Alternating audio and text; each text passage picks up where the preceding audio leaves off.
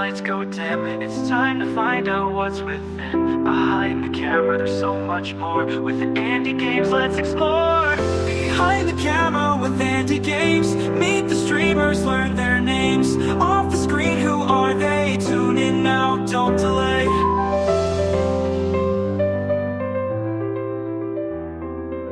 Hello everybody, and welcome to Behind the Camera with AndyGames. This is the podcast where I interview people from the world of content creation and beyond with the sole purpose of getting to know the person a little bit better behind the camera. In this episode, I sat down with Vinnie Potestivo. Vinnie is an Emmy award-winning visibility strategist, media advisor, and talent brand builder who helps experts, executives, and founders get seen, heard, and known by scaling content and media reach. As the founder of VPE.tv and host of I Have a Podcast, Vinnie shares insights on discovery, visibility, and impact, helping leaders turn their personal brands into sustainable, monetizable assets. His expertise spans across TV, podcasting, and digital platforms with a deep understanding of what makes a brand stand out and stay relevant. During his time as a television network executive at MTV Networks, Vinnie helped launch and grow the personal brands of A-list talent including Mandy Moore, Ashton Kutcher, Nick Cannon, Lindsay Lohan, Beyonce, and many more. He played a pivotal role in casting and developing talent-driven franchises including Punk'd, The Challenge, Wild 'N Out, The Osbornes, Total Request Live, The Real Housewives of New Jersey, creating media that shaped pop culture. Now, Vinnie works with high-performing individuals and brands to refine their visibility strategy, messaging, and discoverability, ensuring they reach the right audience and create lasting influence. He is passionate about helping thought leaders claim their space in media, share their expertise with impact, and build credibility that opens doors. Here is the interview. Vinnie, thank you so much for taking the time to join me on Behind the Camera with AndyGames. How are we doing today? Yeah, we're great. Thanks for the visibility. That's why I'm here, to make sure that people who have a name, an image, meaning their photo, or a likeness, meaning who they are out there being seen, being heard, making impact. So thank you for the space, and my sleeves are rolled up. I got some work to do today in this episode. Excellent. I love to hear that. And honestly, with what you've just said, you have absolutely embodied the message behind the camera. That is exactly what I try to do with this. So yes, you got it right. Oh, that's my favorite space, man. Being in a crowded room, the only person behind the camera.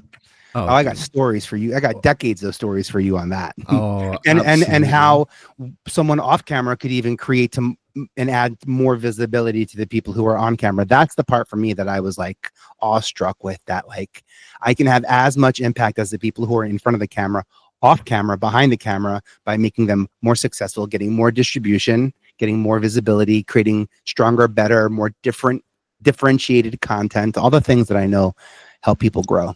Yeah, of course. And honestly, like I am incredibly excited to chat with you about this because of your incredibly rich history in the media, in, as you say, like a role behind the camera, and move into like a on-camera role with your podcast as well. But before we get into that, take us back to the very beginning. Obviously, you were MTV's first ever talent and series development executive.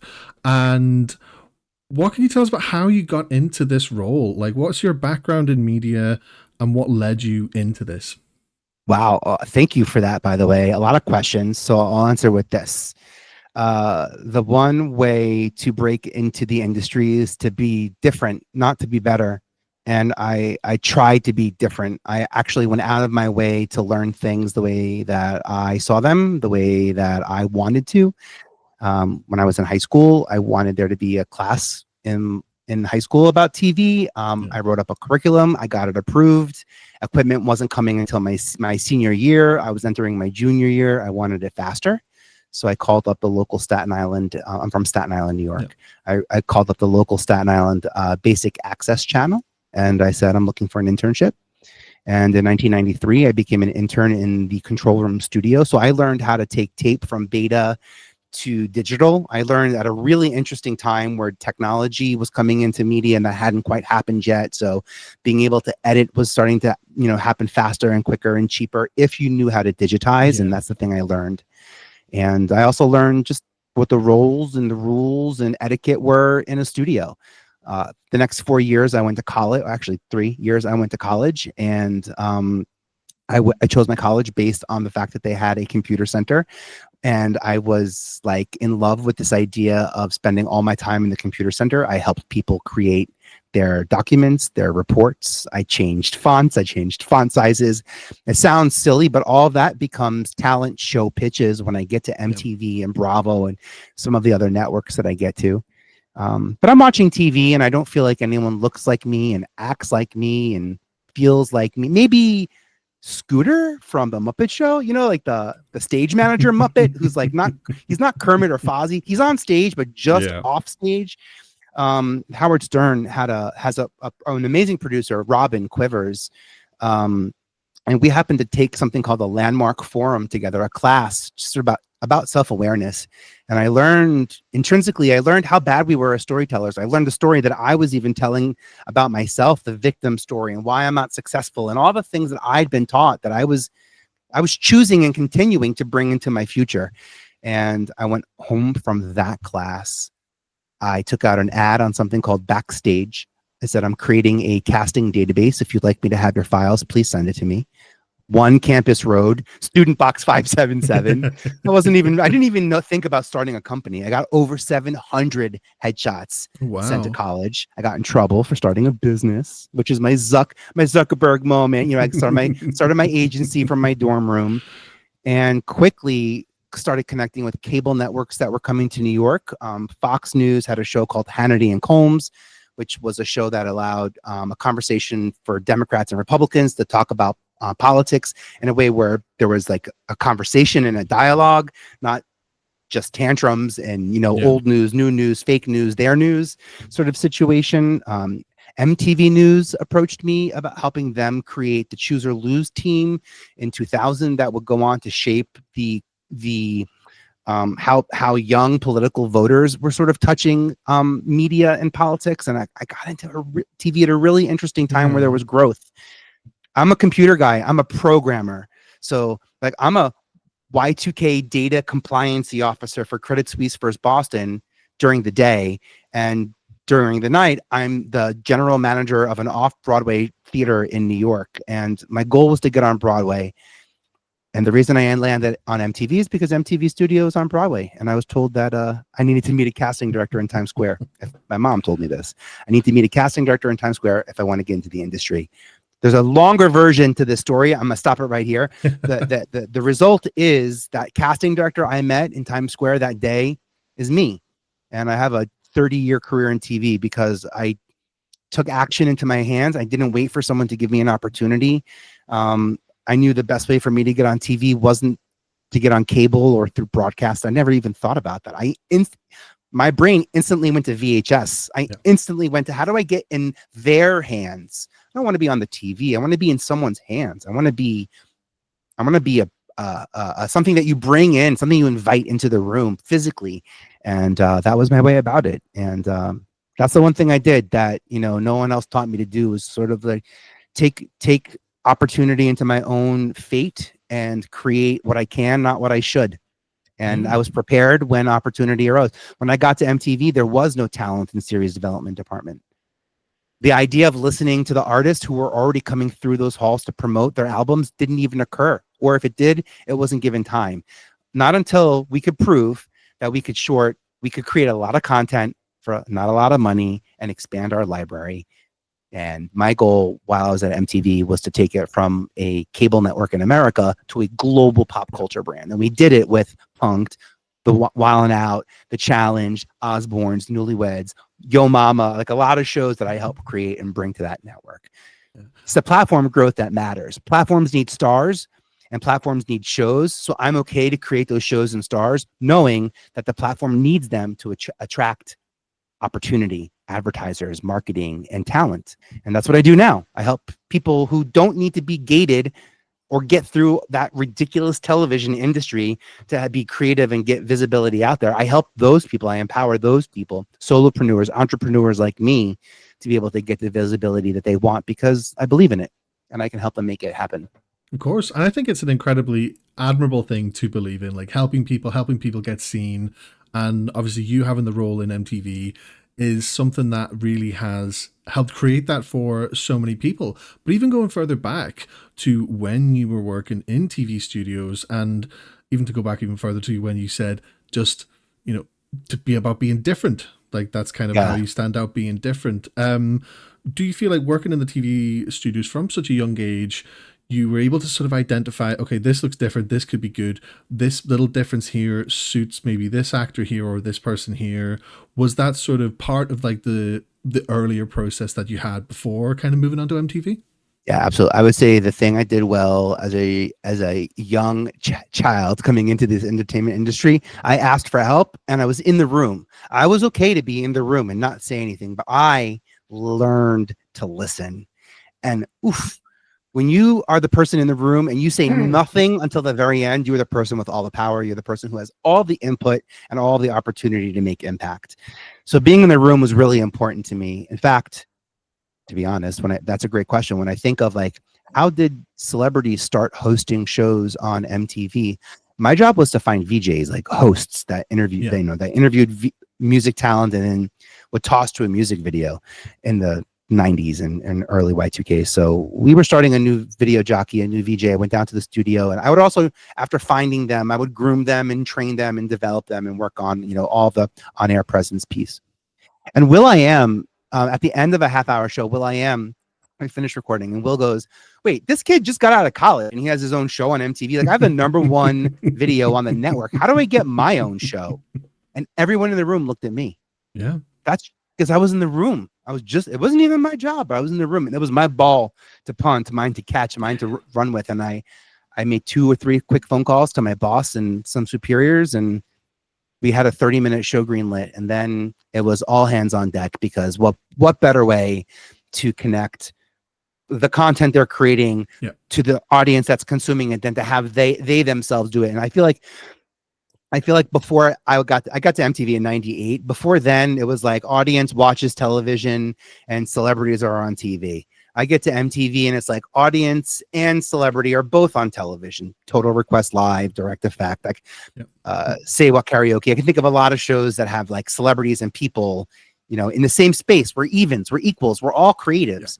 The thing I do a little different is in the mid Y2Ks, I start giving cameras to the celebrities. Jessica Simpson, Nick Lachey, you get a show, and the Osbornes, and I can go on and on and on with Run's House and Ashley Parker Angel. I can go on and on about the shows that we did well. Carmen Electra, Death Do Us Part. Travis Barker, So I look there and think of that impact that happened, and it all stems from support. And I knew that I had the access at MTV to be able to support the community that I was developing. And what I did then was called up all the executives at those platforms, record labels, radio stations, whoever was sort of like working with us tangentially to help us find source talent. And I opened my office to them. And I said, look, I have a lot of projects to cast. I can't go around casting everything and looking for everyone that I need to cast. I'm here. These are my projects. Check in with me. We're going to build in a system where we're going to get talent seen. And I did that externally, and internally I created a talent report that would go to every single department at every single network under the MTV Networks banner, Nickelodeon, MTV2, and eventually a bunch of other international properties.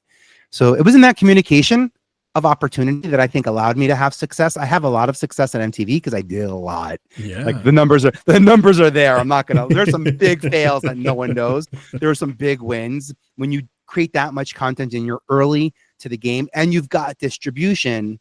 Then you're going to get more eyeballs. That's what we did well at MTV. We got more distribution. Like '98, I think like 80% of America or 90% of America got MTV. There were still certain states that, the Christian belt, they would say, are certain. And then, of course, to our demise, the Janet Jackson, Justin Timberlake Nipplegate event happens in pop culture, which also sets us back as a TV network a little bit, but it doesn't prevent us from growing globally as a brand because we own our content. And if I can help podcasters who own content, business executives who own digital series, if I can help people who own content get better distribution, different distribution, then I'm going to help set you up to be successful for life. And that's something that's not going to change. And that's where my mindset is in regards to making impact in this world now of media, where my mindset is in making impact. Yeah, of course, because obviously throughout your life and career, it does sound as if it's been one impact to the next, especially with all of like the people and the shows that you've worked on, being at MTV. essentially at the forefront of mainstream reality TV. Obviously reality TV does date back a lot longer, but obviously it's that late 90s, early 2000s, which is when, and as you say, MTV went global, so did reality TV at the same time. So in terms of getting these programs off the ground, in terms of coming up, like conceptualizing them, what is the process behind that? So like take, for example, the Osbornes out of many Mhm. of the shows. Like at what point does it become, okay, let's take the Osborne family, as opposed to any other kind of family in a similar nature? So what's the sort of process behind getting that off the ground? The process then in the like 90s and the Y2Ks, which would be different, and it is a different process now. The difference then, the number one question we would ask a network is, what conversation do we want to start, and how are we going to support that? So I believe that the conversation we wanted to start with the Osborne is like dysfunctional families work. And Sharon pitched the Osbornes to us as the Oh, okay. Osbornes meets the real world. So it was very clear what we were getting. And we had a lot of negative feedback internally because Ozzy was a little older than like the Spice Girls and Britney Spears and Backstreet era that we were sort of stepping into. So in the beginning, it was almost like nostalgic, and MTV doesn't do nostalgia. Yeah, of And this course. is the thing that this is the thing that makes a lot of generations angry with MTV. Is like when your time is done, you know it because they stop playing your stuff, and suddenly you're like, there's no music videos. Everything is everything is short form content, and they stop playing your content. You get mad at it. So what conversation do we want to start, and how are we going to support it? I think the conversation with Ashton. Well, the conversation with Ashton Kutcher and Punked was, how do we take an actor, the #1 top grossing actor in film and TV star in America, and turn him into a bigger star? Yeah. We gave him an executive producer credit. We helped empower him by helping Punked become the first series order that would turn into, and not the only series he did with us at MTV, that would turn into his production company that he was able to ultimately grow and sell. And there's a real intention around bringing celebrities to the MTV platform as executive producers, because now advertisers come to MTV to partner with us because of our unique platform that we've built to partner with celebrities. And that's only at this stage happening right now at MTV.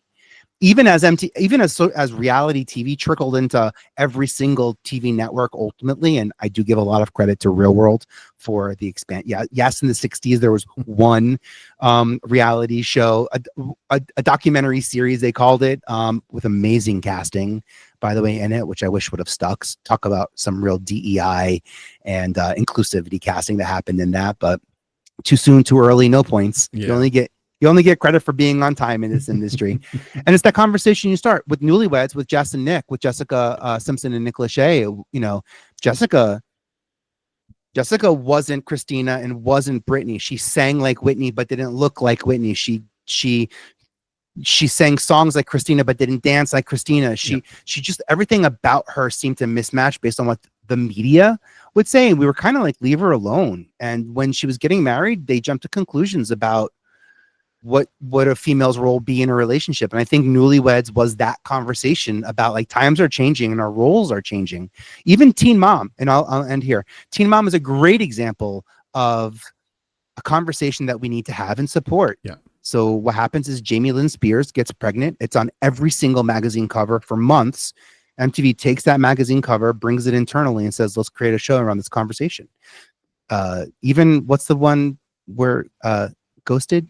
What's the series they do? Not Ghost, Catfish. Even Catfish is part of, yeah, right? Yeah. Is they do something on Ghosted, by the way. But Catfish is another great example of like, do we want to have this conversation around internet security and no, MTV has always loved relationships. Like we've always had a lot of relationship themed shows. Catfish is about relationships. It's all about the relationships we want, we think we have, we think we want. And so it's different then than now. Now there are more tactics, now not every show, there used to be Osborne's would have been pitched to AMC and VH1 and Bravo and every single, 20 different networks. And we all could have bid on it and that might've made sense. Now that's not the case so much. And also around 2010, what starts happening is networks are buying projects so that other networks can't make them because, there's that market to be had there. So but I've had a lot of success in selling projects. I helped create Man and Wife in 2005 as a podcast. In 2006, that became the first ever podcast to broadcast TV show, which featured a married couple talking about sex late night, on a bed in a comedy room, with a microphone and drinks and some like real conversations about sex and relationship, the way that like we should talk about these things. And so I've had success in, again, creating intellectual property, formatting conversations that can be franchisable, that are sellable. And that's what I like about podcasts, TV shows, digital series. Like they're by the way, as a podcast owner, you own intellectual property. So you have the ability to go to IMDb, the Internet Movie Database, claim your executive producer credit, the same way Spielberg's an EP on ET, get your EP credit, but also give it to your team. Also give special thanks to your crew. And I'll tell you what, data points from IMDb, because IMDb is owned by Amazon, data points owned by IMDb will get you more visibility in Google search results, which lead to Gemini and GPT and all of those other iterations. All of those outputs start with the explicit version of you. So like lean into IMDb. Every episode will get a credit. All of your guests will get a credit. This way, if people search for me and they see that I was on your podcast, now I'm giving you visibility. And there's no other platform out there that I use that's 100% free, by the way, that has as much impact in search visibility as that. And I have a link. I'll give it to you. Maybe you can put it in the show notes afterwards, and we'll support these people, because I'm not here to just give you ideas. I'm here to support, make it happen. We gotta make moves, yo. We got time ticking. We gotta make moves. That's right. Got to get stuff done. And honestly, that is an incredible piece of advice. So thank you very much for that. Just in what you were saying regarding the shows you produced in, the likes of Newlyweds, Teen Mom, and it's an interesting way that you put it, because it's not one I've heard in the way they're talking about. Like the deeper meaning of it is these are conversations that need to be had, because these are important issues and that relate to a lot of people in the real world as well. Like there are people coming up against, well, through adversity or teen pregnancies, not knowing what to do, and in this way it does kind of tackle these issues. And I honestly, it's quite an enlightening way to look at it for me personally. You're giving me goosebumps. That's my POV, what you just described, and that's where we started. to be very honest. Also, the reason why in 2000 you want to support conversations and create conversations is because, like, I know word of mouth is the best way to grow. Yep. And in 2000, people were okay to have conversations and were okay to have water cooler moments. But now people don't share. They don't share stories. They share content. Absolutely. And if you're not making these short form pieces of content to share, then you don't get to reap the. So now it would be, what does the meme account look like? What do we want to have? What association do we want to have with this conversation? One, because we better know our audience and make sure that this is a conversation our audience wants to know, because we're about to empower them to start this conversation. And if it doesn't work, it's going to sort of like, it could work against us, we need to listen and make sure we're having this conversation. So yes, there's a public responsibility part to it now that is very serious. There's also the idea of like meeting people where they are and supporting them with what they're already talking about. So we didn't create catfish or some of these other words, punk. We didn't create those words, but we sure to create the energy around them and took that conversation, by the reins and ran with it. So yeah, good point out though on that. No, of course. And on the topic of having these conversations, just to go back to the point on Punk'd and the Osbornes, and you mentioned before that it was a different process back then compared to now. So when you talk about shows like that, sort of shows that came later on, in my sort of experience, where you talk in the likes of Hogan Knows Best and then Impractical Jokers, they take on similar formats to the likes of the Osbornes and to Punk'd as well. Do you feel like getting shows like that out that are similar enough in format, as I say, is that like an easier conversation to have? It just puts on a different name to it and a little bit of a different sort of spin on it in a sense? Or do you feel like it would be the kind of same conversation? Like, is it worth doing when this shows out, or is it like a competitive kind of aspect to it? Oh yeah. Well, so like where we're at now in 2025 in media is is that there are some of the biggest TV franchises that we watch are baked in over 20 years. Like that's something I want to just call out to. Like we probably wouldn't have bought the Osbornes if we had to buy the Osbornes. But MTV is a production. We're a production company. So like, by the way, Osbornes, we pitched internally. We were told no. So we took Cribs, which we had access to book, and we booked Kelly and Jack on Cribs, which broke the format because usually just the celebrity would be the host. Yeah. So that was in and of itself us finagling an idea and trying to get tape and prove that these kids were relevant in a way that we had no proof of yet, but we needed to create the data point. So then I had to take that episode of Cribs, cut out that segment, and then start honing in and developing what that segment looks like. And we booked Kelly and Jack a couple of other times on MTV to prove that it wasn't Cribs that brought in the audience, but it was Kelly and Jack that brought in the audience. So the data, that was us being a little tricky with data points. You know, MTV used to, another tricky time that we, Spring Break and Summer House. You know, MTV was sort of known for having like an influx of content during Spring Break and Summer House. Those were our development seasons. We were literally seeing what was going to stick. We knew that we had more eyes on us than usual in that 1 week or that 1 month of programming. And we're going to try more new programming then to see what works.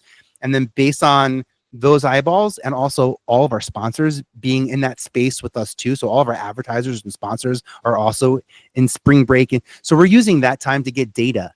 And we used to have to, how do I say this? We used to have to do things to get the data because the data didn't exist. Yeah. But that's not true 25 years later. And the data does exist now that just needs to be scraped and looked at differently. So like there are a lot of conversations, for example, around like, you know, some of the bigger digital names, and they have millions of subscribers, but that's not necessarily translating over to television. So those data points matter, and they don't always align. So like having a good understanding of what your talent or like the core of the show is, having a good understanding of what its core audience is, right? That zone of genius, and making sure that it lands on the right channel, which is the zone of impact. Making sure your zone of genius and zone of impact align. That's what a talent development should do. Like that's what I'm trained to do, to ensure that the platform wins by getting the right person in the right place at the right time. There's data that can tell me that. Sometimes there's missing data that tells me what I don't have, and then I can operate with missing data, or I can operate with like current data. But I do think having an analytical mind, I do think having a computer programming background, and you know, being able to run an agency and create, you know, having both sides of the brain functioning, creatively and scientifically, sort of help discern what makes a show a hit, a franchise, a trend, or a flop. And I think that that's why I've been lucky at being successful, because I've been really conscious with who I do projects with and how I go about doing those projects. There's lots of projects also I want to point out that I said no to that went on to TV and they did okay, and they just aren't on TV anymore.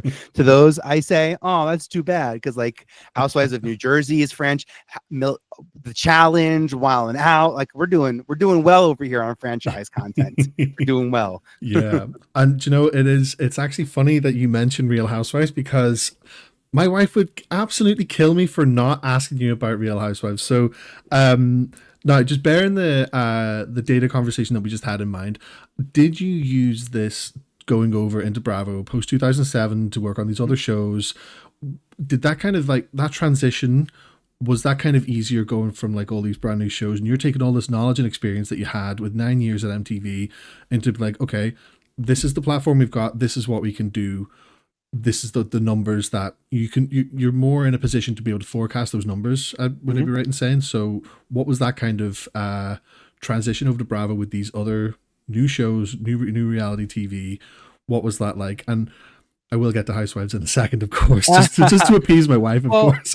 I'll say this, you know, what worked well for me first off, what worked well for me at Bravo and NBC and Oxygen and like those supporting networks was that I'm a lifelong New Yorker. Yeah. And a lot of television came from LA, and a lot of Bravo was based in LA. Andy Cohen and a lot of the team that I got to work with was based in 30 Rock, in the 30 Rock, in Rockefeller Center.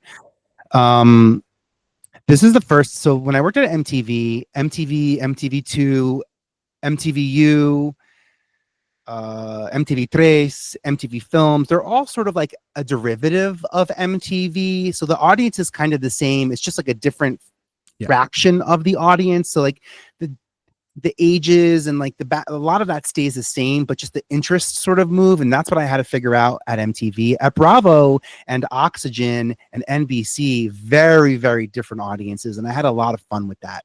I come from the executive side of casting. So before I became a casting director, I learned how to run casting teams. I learned how to support casting teams. I learned how to create forms and documents and promo material and get people aware of our conversation. That really becomes my job. And I become a beacon more than anything. I become a beacon for female-owned businesses looking to be on TV. Yeah. So with the advent of like Nick Cannon, except for Nick Cannon and Ashton Kutcher, Jessica Simpson, Sharon, everyone knows Sharon Osborne runs Ozzy's Life and the Ozfest. Yeah. Everyone knows that. And I think that I got really strongly tied to that idea. So my timing in 2007 to get into my own space in my agency outside of MTV, when Bravo is just now stepping into theirs, I'm now able to support them as they're developing this Real Housewives show out in the OC, help them figure out what does the New York version look like. And then they wanted a New Jersey version, and they were too nervous. They were afraid that the New Jersey cast would be too similar to the New York cast. So we stopped production on New York. All of the New York Housewives aired. And then Bravo took a look at the cast that we had for Housewives of Jersey and said, all right, but now to differentiate the story. And obviously we had found, a family of sisters, and that was different than the other two casts, OC and New York. That was different enough as a premise to really stand alone. But we needed to do some pickups. Pickups in TV are like when you almost have the episode done, you just don't have the ending. Yeah. And one of our infamous pickups was we got everyone back together. And what happens when Teresa and Danielle and the Manzos don't get together and they don't talk things out is boiling points happen. And that's infamous table flip was secured. I shouldn't say secured. That table flip secured the legacy of Housewives for sure. Let's put it. It also put Bravo on a map in a ridiculous way, and differentiated these women so that no one can say, oh, another show about another 5 women, another 5 I don't know how you might even describe that, affluent women or women who, how lucky them, and like this whole conversation around like they're rich, what can go wrong? Starts bubbling up. Meanwhile, Millionaire Matchmaker is already in production in LA, and I'd like to think that part of why they chose to come to New York for a season was because I was coming in with big numbers. Like y'all in LA, you got like 20 men to thousands of female, but in New York, we would do it different, right? Because like in New York, she has more presence in fintech, and finance and technology is the #1 industry in New York, not even media. So like, I didn't think I was cool working at MTV back in Y2K. I was a cable guy, you know what I mean? The clubs I just had the guests from TRL at my table, and fintech people did. In 2004, they started figuring out what the energy was all about. But but that's the difference there, is that in that data. And look, now people make content based on how they know they're going to distribute it. Distribution really, really matters. Back then, I didn't care about distribution because I knew we had MTV. I would have never thought to create something for MTV then. And if I did, I wonder if those series would be on Netflix today and still be relevant, because my MTV my series that are on Netflix right now from MTV stand the test of time. And that's because I made what I could, not what I should, but what I could. Yeah. And that's being in flow and finding a partnership and a collaboration in a group of people that are just really present and tapped in. We were lucky at MTV to have the brotherhood and sisterhood and familyhood that we had, because a lot comes in those late hours. A lot of trust and distrust, and all that is so much. It's so much sweeter when it's with your brothers and sisters and family members. And I learned to get into the industry that way. So a lot of my clients I've had for 30 years. A lot of names that we've talked about, are some of my closest friends. Because I focus on like the people part. I focused on who, not how. I focused on us and not them. Even though I was an MTV employee, my goal was your career and how much money can we get from MTV to give you? Like, that's fun. Are you kidding? That's like a fun job. Sure. Yeah, it's fun. But you gotta hold space. As a leader, I know I use my voice to create space, and then I fill it with people who I support, and then it's supported by people who support me. And that's how I build a leadership brand. It's how I built these media brands that we're talking about. Obviously, that have become Bravo stars or network stars as much as they have become the TV show version. Throw a little balloon party for them if you're watching. Apple and their little updates. Keeping us on our toes, right? Apple. I know.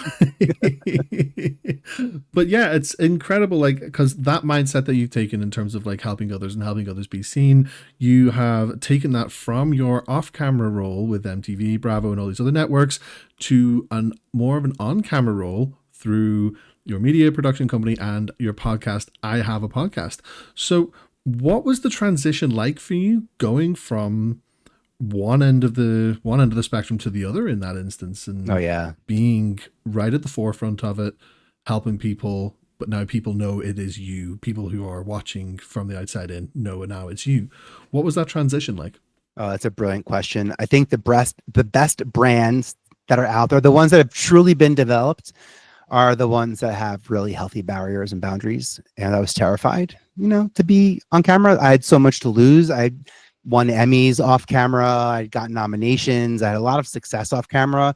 Also, throughout my professional career at certain networks, I was told to stay away from being on camera. So there was no confusion behind like what my job responsibilities were and what my talents and or personality might be able to get me an access to. So in some ways I kind of made myself a little bit smaller in areas of my professional career as I'm developing, but I also made myself louder and bigger in other areas as well.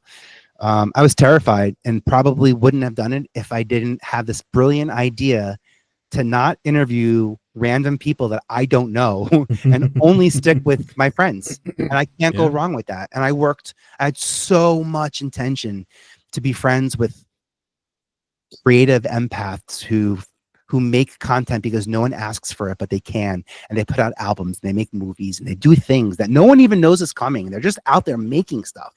I worked so hard to surround myself with. I wanted to be surrounded by those people. That was my inspiration. That was my justification back then. To be a creative was I was going to be guilty by association. And again, I had no clue when I got to MTV that I would go on to cast Beyonce in her first leading role, Carmen at Hip Opera. Brought Mandy Moore to TV. Got to bring Outkast, Andre 3000. I got to work with a lot of big stars, both on and off camera. And I called them up.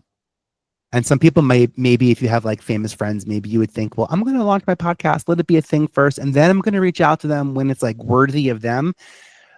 They're not doing my podcast because my podcast is worthy of them. They're doing my podcast because I am worthy. I am value. And I had to stand in that.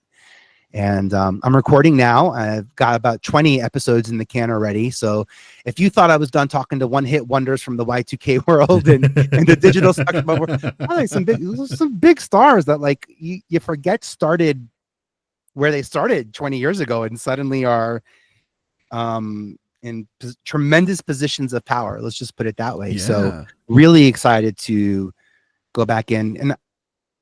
And I wanted to be different. I didn't want to be better. My podcast is called I Have a Podcast because my clients want one thing, a podcast that they own. They want intellectual property. So I was very cheeky at calling it something that I know people want, especially if you know me and you want to own your own content. So I was a little cheeky in regards to naming it something. It's not the best name in the world. People don't know what it is. But when you do find out, and my last episode, I already name dropped Beyonce, but like my last episode's with Beyonce and her father, and we talk about building her brand. And she has this brilliant quote that I start the episode off with like, well, she was doing herself a huge disservice by being kind to everybody else around her, everybody else except for her. And she was paying the price for it. And you either get paid two ways in media, the price or the cost. It's up to you to figure out what you want, you know? And I know that. And time is a bandit. So like, I want to help people get ready for when the opportunities arise. I want them to have stronger self-confidence so that they can avoid the red flags and the yellow flags and the weird DMs and the promises from people growing your LinkedIn presence and people who can make your YouTube channel better. And let me give you this private, script to help you create your email sequences. I believe the goals are all there, but the value is in the people. It's who, not how. And again, I learned that. And I don't think that network at MTV would have seen as many celebrities. Let me say it this way. Let me reverse this. Celebrities trust people, not platforms. Yeah, of course. And there's a lot of reasons why you shouldn't have trusted MTV in the late 80s, early 90s, especially in music, in regards to their lack of diversity, equity, and inclusion and how they approached that conversation. So there's a lot of reasons to not trust them. But it's the people that you got to trust, and it's the people that you got to look for. So, yeah, of course, because it usually when you do see somebody who has like come up through like a TV network like MTV, that's how they're known, but they're not really known for who made them because they're not there by accident. Like that's something that I think people tend to forget. And it is, of course, the people like yourself who gives those people that platform to thrive on. And the rest obviously is down to them. Whether they do thrive or whether they turn into an absolute train wreck, of course, which of course it does happen, let's be real. Both stories make the 10 o'clock news. You know what I mean? Both stories make the 10 o'clock. One is national and one is local, but both stories make the national news. Exactly. It's a smart observation. Yeah. So and I think it is an absolutely incredible thing you do. And like, it's something that I personally resonate with myself because like, that is what I aim to do with this podcast, is to give people a voice, give people a chance to share their story, as much or as little as they want to, but just in a platform where they're comfortable with. And for anybody listening who may know who I'm interviewing, they can kind of come away with something and be like, I never knew that about this person. I would like to know more. I would like to check into this person's content, etc., and just take something away from it. I think it's important when you're listening to a podcast to take something away and just be like, oh, this is, I got a lot out of this. I would like to listen to more. I would like to know more. I would like to hear about more people because more people have more stories to tell. And I think it's just such an incredible thing. And it's timeless, right? Like chances are if this episode stays where it needs to stay, there will be more discovery of this episode over the years than like we do of TV seasons and TV series and episodes. And like where these episodes can go are places where TV shows could never go. It's such a powerful place to be in. Yeah. Also, just creating the podcast in and of itself is creating the space. So if anyone is listening to this and if you're listening and you've made it this far, well, thanks. I appreciate that. I hope you have, by the way. Yeah, I really do. Thank you very much. I want to use this opportunity, though, if I can, Andy. Of course. I want to use this opportunity because you created the space, and everyone who's listening to this podcast knows how to push play on a podcast. They probably know how to push pause on a podcast. Hopefully, you haven't figured out how to 2x or 3x the speed. I want you guys to be getting. I want you all to be getting value. My favorite part of podcasting is in the comments. And if we could all just if this could be the episode, if you're listening, if this could be the episode that finally gets you to leave Andy that 5-star review, that literally costs you nothing. It costs you like $0. Only costs you time is all it costs. Share why this podcast works for you. Share how much Andy creating this space.